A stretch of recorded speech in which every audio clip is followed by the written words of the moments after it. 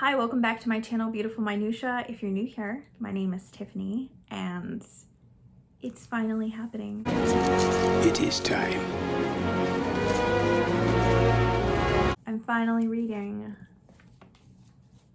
The Way of Kings by Brandon Sanderson. I am excited and a little nervous to read this. Excited because I know that I like Brandon Sanderson. I've read the entire First Era Mistborn trilogy and absolutely loved it. I've read most of his Skyward books as well. And so I have a lot of friends who love this book and have been telling me to read it for a really long time. But to be honest, the size is daunting. It's over 1,000 pages long, and I know that the world is bigger than Mistborn, so I don't know. It makes me nervous to pick it up, and I don't know why. It's really funny because I read a lot of really massive classic books that are intimidating, but for some reason this feels different, and I think it's because fantasy is not as much my wheelhouse, although I have started multiple fantasy series just this summer, so I feel like I'm kind of getting more into fantasy, but summertime feels like fantasy time for me. I don't know why. That's just the summer vibe for me. Anyways, so my plan is to vlog my reactions. My plan is to let this be spoilery if I want it to be. And I had a couple of people really want me to vlog my reading process for this, especially Christy from Christy Lewis Dostoevsky in Space. She was like, you have to vlog your reactions. I want to see all of them. So this is for you, Christy, but also for other people who have been bugging me to read this for forever. Like I said, this is probably gonna be spoilery, so if you haven't read this book, you probably do not want to watch this, but if there are spoiler-free sections, I will have them indicated with timestamps in the description below, so that way maybe I'll keep my conclusion spoiler-free, and then you can kind of skip to that to see what my overall thoughts were. Maybe. We'll see. No promises, but I'll have details in the description so that way you can skip around if you need to.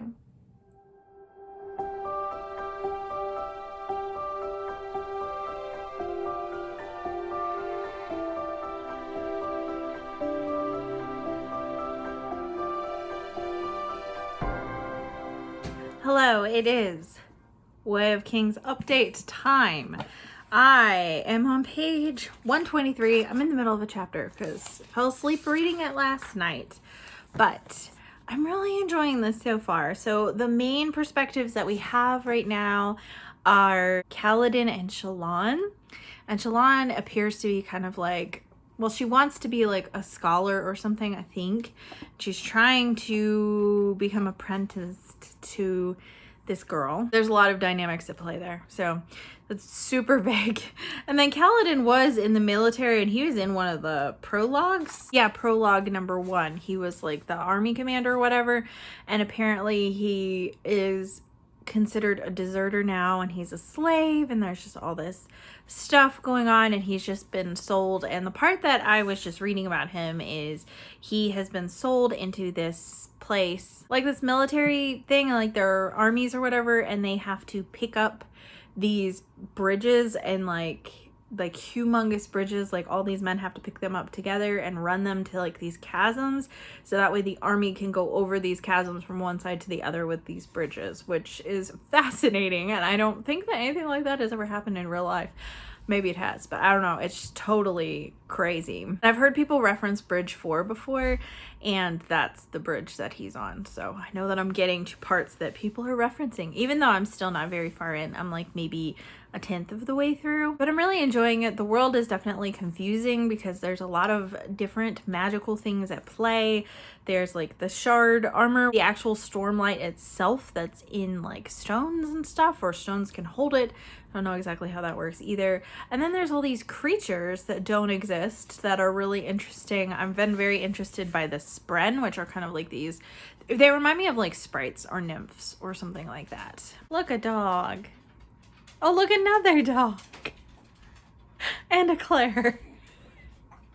Picked a good time to film an update. But anyways. Oh, the cats are in here too. It's just a regular menagerie. So anyways, there are different types. So there's like fear sprens and wind sprens and just different like emotions and creativity that attracts different types of spren, and I find that very interesting.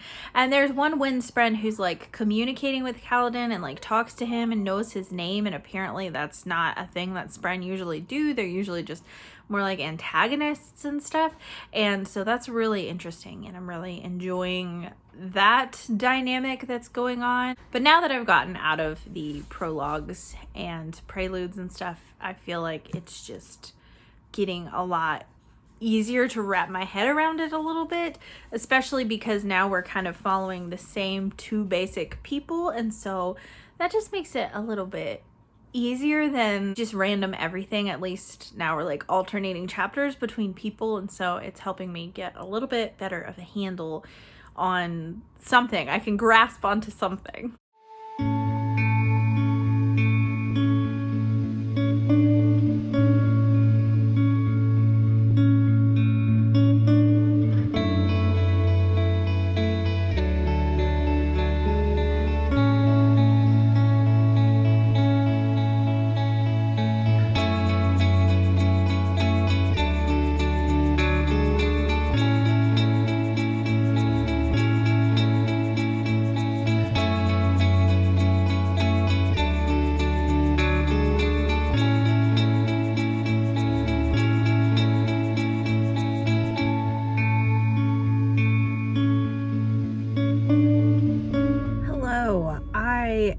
Obviously in the car. I'm a little early for a meeting that I'm supposed to be going to, so I figured I would do a quick little update because I brought the Way of Kings with me. I am now 275 pages in, which is almost 200 pages more than the last time I updated, and that sounds like a lot, but in a book like this, it's not that much. So I am enjoying it. I'm now in, I can't remember, I feel like it's like part 2 or something.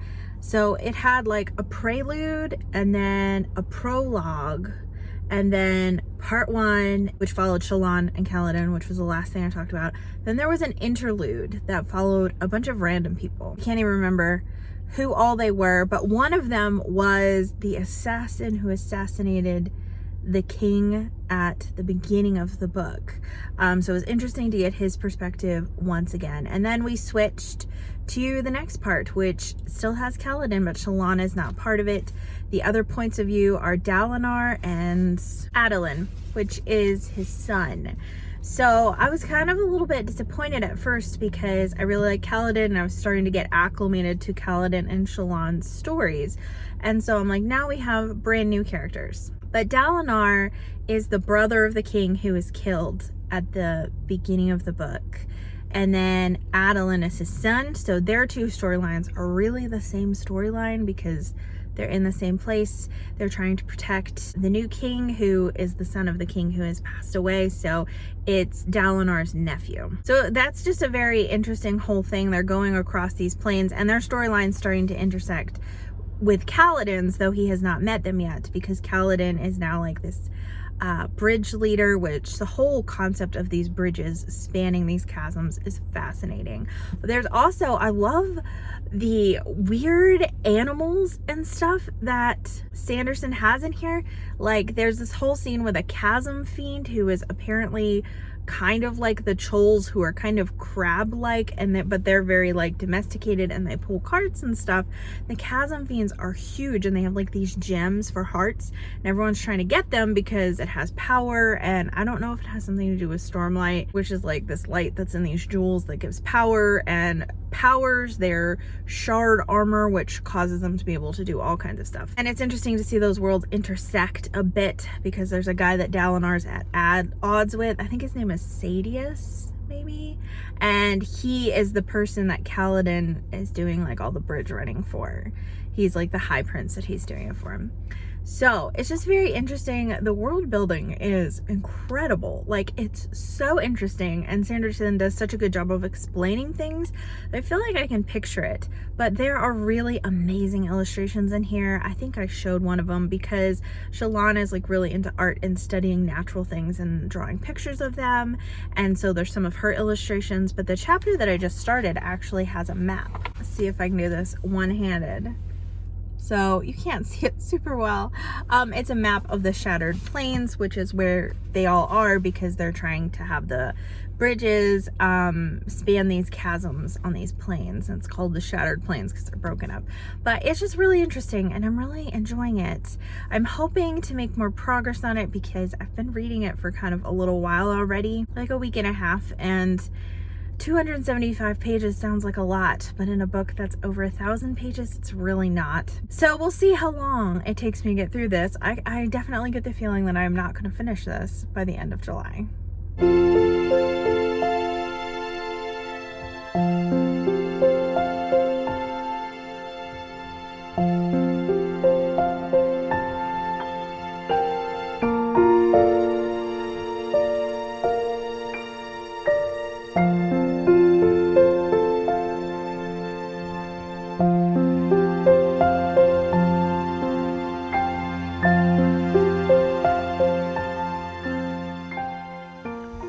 Reading update time. It's been a little while since I have updated. I'm currently on vacation, sitting on the beach and reading really early in the morning, and I am now 630 pages into The Way of Kings, so definitely making progress. I'm also feeling like I'm getting my footing a bit more.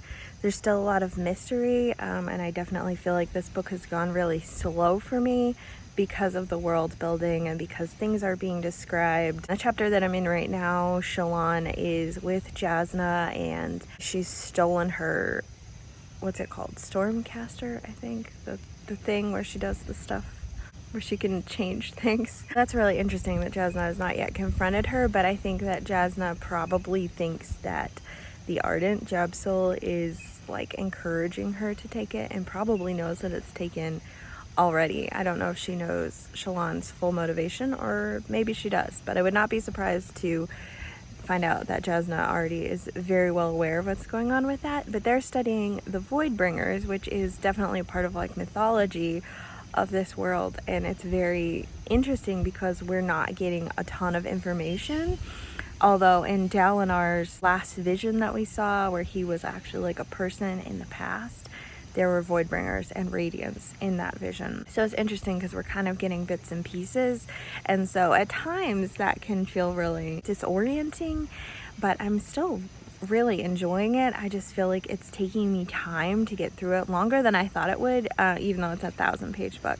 A lot of people told me like, oh, it reads so much faster than 1,000 pages, and it's taken me a while because I'm really trying to like picture the world and immerse myself in the world, and as a result of that, I feel like I'm reading it more slowly and trying to pay more attention than I might. We've gotten a lot of Kaladin's backstory by this point, his training as a surgeon's apprentice to his father, and the last part I read of his backstory was when his brother gets enlisted in the army and gets chosen, which kind of gives me a little bit of Hunger Games vibes, to be honest, mostly because Kaladin tries to take Tien's place, although he's not able to, but it reminds me of that a little bit. But we already know that Tien doesn't survive, so him promising to his father that he's going to bring Tien back alive, we already know that that's not going to happen because he already has regrets about losing him. So I'm sure that we're going to get some more details on that as we go. It's been a good vacation read though, because fantasy gives me like serious summer vibes, and being on vacation at the beach, it's totally like the perfect book for me for that. I'm really enjoying all the perspectives at this point. At first, I didn't love Dalinar's perspective because I had already become acclimated to Shalon and Kaladin in part 1. So then adding in Dalinar's part, I was just kind of like, who is this person? But I really like Dalinar too. And I'm starting to see how they are all interconnecting. I think it's really interesting that Dalinar is struggling with the way that they're fighting the wars on the Shattered Plains. It reminds me of King Arthur in The Once and Future King, probably because I just read that book a couple of months ago. But the struggle that King Arthur has with wars, where he's starting to come to an awareness and be like, why are we fighting these wars? And the whole fight of might versus right. Are we doing this to prove our strength? Or are we doing this because it's actually the right and honorable thing to do? And from there, King Arthur creates the Knights of the Round Table in order to try to preserve and promote honor. And so Dalinar's struggle is kind of reminding me of that, honestly, that he's trying to figure out ways to end some of the fighting they have going on, because originally they were fighting for vengeance because of the king being assassinated, but now it's more about the gem hearts, and it's about wealth, and it's about all of that kind of stuff, and it's not really making any sort of difference. It's kind of become like a game to the high princes, and so he is realizing that like fighting a game with people's lives is not cool. So that makes me like him that much more. But it has just been really enjoyable to read that and kind of see how that's unraveling with the other high princes and his vision to try to unite them, and how so far that's not working, and he's planning to kind of like let his son take over for him, and how he's kind of prepping for that, to step back and be able to find the truth in these visions and all that kind of stuff. So that's really interesting to kind of, when he has visions and we get to be part of it, to kind of see snippets of the past, especially since the Radiants have been mentioned, the Voidbringers have been mentioned, and so we're getting little pictures of what that looks like, which is super interesting. I'm also loving Kaladin's viewpoint, the whole part where he's like out in the storm because he's trying to save his men, and how ultimately that resulted in a lot of death and defeat for the other people, and him kind of realizing like, oh, I didn't consider this as a whole picture. I was only focused on survival for my bridge crew. And then him being out in the storm, and that, like, I'm so curious because Teft knows what's going on, because he put the spheres in his hands, and then like this, he drained the stormlight out of them, and it started healing him. And so I think that that is like really fascinating. I don't know what that means. I don't know if that is happening because he was out in the high storm. I don't know if that's why, in his encounter with, I guess, the Stormfather, where he sees the face in the storm and stuff. I don't know if he is absorbing storm light and it healing him and that kind of stuff because of that, or if he was kind of always like that, because it mentions many times that he's the survivor and lots of other people die. And so I'm wondering if like there's always been something about him, like some sort of mark on him that makes him special kind of a deal, or if being out in the storm has changed him. But Teft knows. He's like, he knows what's going on. I don't know if he's told anyone else. I don't think he has, but he knows why this is happening to Kaladin, but we don't know what he knows yet. So I'm really curious as to what that means, if that means he's some sort of like Radiant reborn or something like that. I don't really know that much about the Radiants yet, but it's just like, it's fascinating. This world is so fascinating. And then like the Ardents talking about different religious stuff, especially the ones that are associated with Shallan. And then Jasna being basically an atheist, and so she talks about her views and all of that kind of stuff. It's just, it's so interesting. I would not say, at least so far, this has not been a fast-paced read for me, but it's been a really, really interesting one, and a very immersive one, if that makes sense. Also, I just want to add that I don't think that Capsule is really truly who he says he is, the Ardent. It feels like he is intentionally seducing Shallan, knowing that she's not used to attention and that kind of stuff. I mean, he's already admitted that he wanted to try to get her to steal the Soulcaster, and I don't know why he would admit that to her if he actually really liked her and wanted to instill her trust and wanted to actually have a relationship with her, kind of a deal. It seems like something he would do to instill like false trust and make it seem like he's being honest when he's not being honest. I feel like when you really like someone, you want to present the best side of yourself, and for him to admit that just seems a little sus to me. So I think that he has some ulterior motives here besides even trying to get the Soulcaster. I think that there is something nefarious going on with him, and that's my guess. We'll see if it pans out.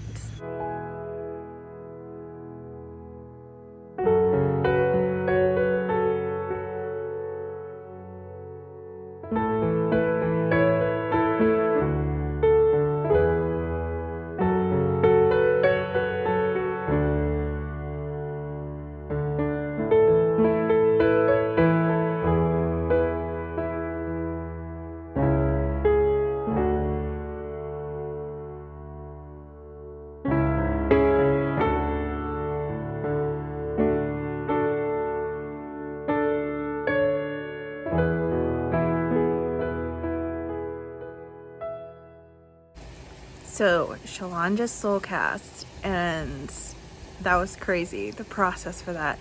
And it's got me wondering whether or not she like truly needs the soulcaster to be able to do that, because it was kind of like she saw those things and then talked to them and then was able to do that. But I think she was seeing those things long before she had the soulcaster. So it just makes me wonder. Okay, so I am out walking my dog, and I don't know how this is going to go, trying to record a vlogging update while I do that. It might be disastrous. We'll see. Anyways, I only have like 40 pages left in the Way of Kings, but I have to be responsible. I have grown-up things I need to do, because I'm not on vacation anymore. I had a lot read while I was on vacation. But anyways, so the whole scene with Kaladin having, like, being infused with the Stormlight, realizing he's kind of like a new version of like the Knight's Radiance, was awesome. But I really loved how he came to the rescue of Dalinar, and that whole piece of the puzzle was just awesome, and that he did it because it was the right thing to do, even though he'd never actually met a Light Eyes that showed any honor whatsoever. Even the ones that were supposedly honorable just were not. And I just loved how when Dalinar confronted Sadeas, he did in fact sacrifice his shard blade for Kaladin and the other bridgemen, for them to actually be really part of the army and stuff and not just bridgemen. So I just loved that, because I'm hoping that that will infuse a little hope in Kaladin, because Dalinar is who Kaladin was hoping that Light Eyes on the Shattered Plain were. Such an epic battle scene. Sanderson writes epic battle scenes so well. Just like really loving these characters, and I don't know how it's gonna end because I stopped right before part 5.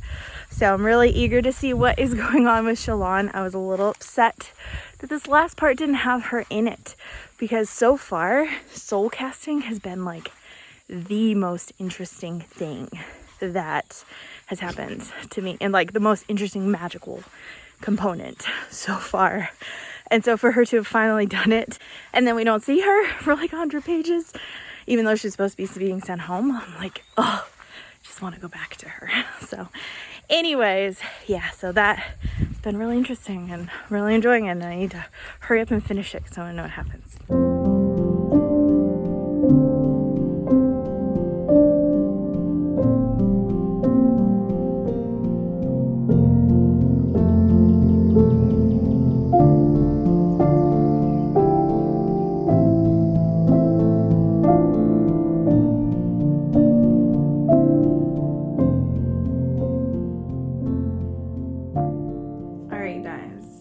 I did it.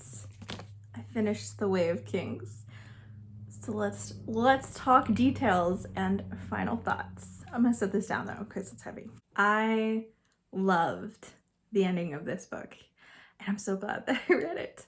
So at first I was wondering, when we found out that Shallan could soulcast, and I was kind of wondering if it had more to do with the figure she was seeing than the Fabrials, and then the fact that Jasna confirmed that. So I was kind of wondering, once that popped into my head and the fact that Jasna was researching Voidbringers, it made me wonder if Kaladin is basically a radiant, then is Jasna and Shallan, are they Voidbringers?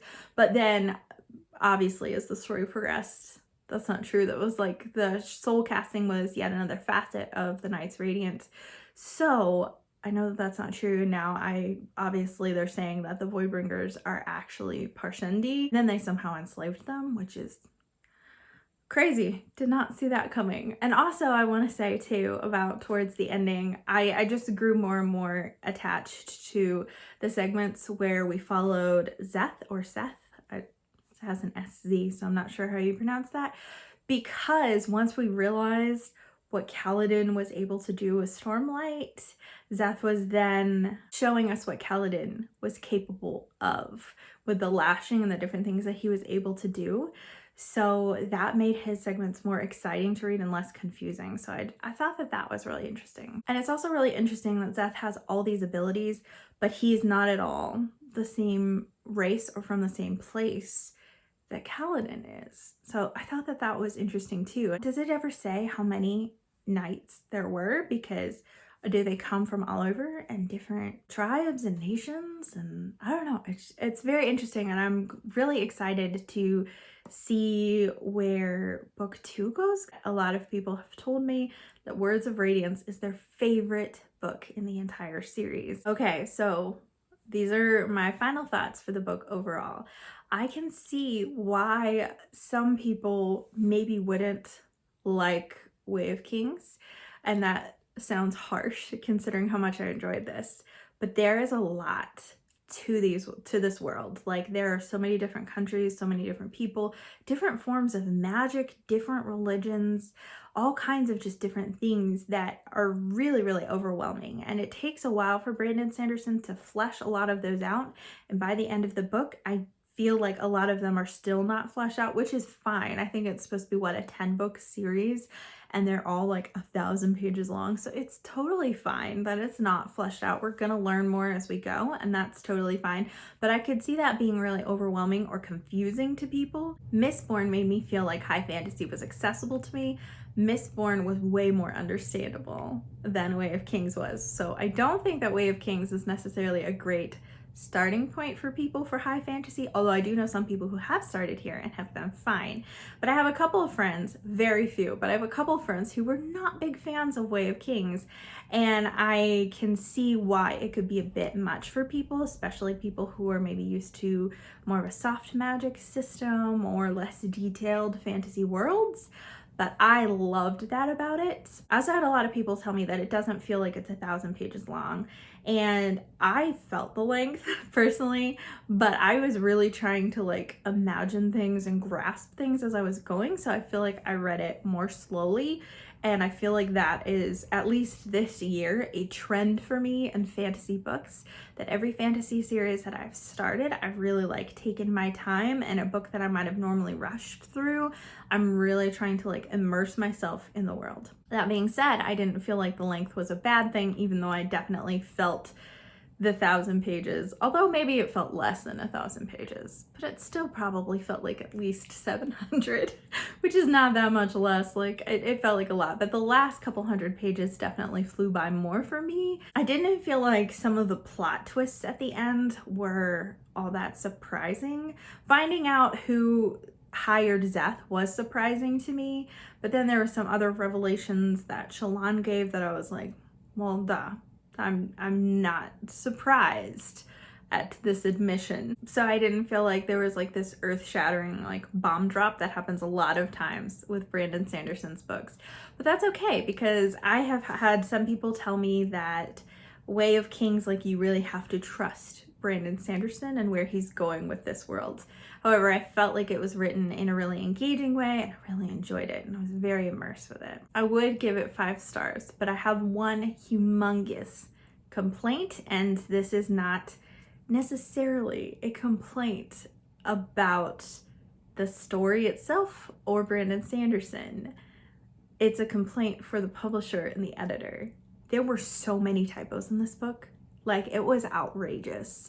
And that is something that bothers me so much. I see that a lot with public domain books that have been republished. You know, once a book has been around for a certain amount of time, it becomes public domain and people are able to republish them and have different covers or, you know, whatever, all that kind of stuff. And I very commonly find typos in books like that if they're not published by reputable publishers like Penguin or Puffin or different well-known publishers. But I don't see that as much in modern books. But there were at least a dozen like very noticeable typos, and it's not like I am reading through this like with a fine-tooth comb trying to pick things out or read it critically, because I wasn't at all. But there were times where like the wrong character's name was used or someone was referred to with a different pronoun, or even like misspellings, which to me is so egregious. I'm like, how does an editor miss this before it's sent to publication? Don't editors read and reread and reread and reread to try to catch everything? Don't we have multiple editors to try to, I don't know. So it wasn't just like one or two here or there. There were a lot, and I was really surprised by that, and that was extremely off-putting. However, I don't feel like I can lower my rating for that. I kind of want to because it did like drop my enjoyment just a little bit, but it didn't cause me to love the story any less or love Sanderson's writing any less, because he wasn't responsible for that. Well, I mean, I guess he was if he wrote it incorrectly, but it's editors' jobs to catch that. So it's way more on the editors than it is on Sanderson, in my personal opinion. But that's my one big beef with it. I loved everything else about it. Even the times when I felt lost, even the times when I felt confused, I was still just enjoying immersing myself in this world. I felt like I was literally an explorer. And I love all of the maps in this book. Like, I love them. Although it's interesting because the back end papers are totally different than the front ones. And having finished the entire book, I still don't know what this means or what this means. I don't know at all. So that's kind of interesting that the end papers are something that you can't really decipher even after having completed the entire book. So those are my thoughts on We Have Kings. I hope that you have enjoyed this vlog. I hope it wasn't too rambly, but it was really fun to kind of just be really spoilery. I did a Red Rising vlog that was kind of similar to this, but I tried overall to make it less spoilery, and I didn't even try with this one. And it was super fun to be able to just give my reactions and my thoughts as the story progressed. So I hope that you enjoyed that as much as I enjoyed being able to share it and reading the book in general. I'd love to hear from you in the comments down below if you had any similar or different criticisms of the book, or if you were just head over heels in love with it the whole time. Thank you so much for watching. If you liked this video, please hit like and also subscribe so you can continue to see more bookish content from me, and I will see you again next time.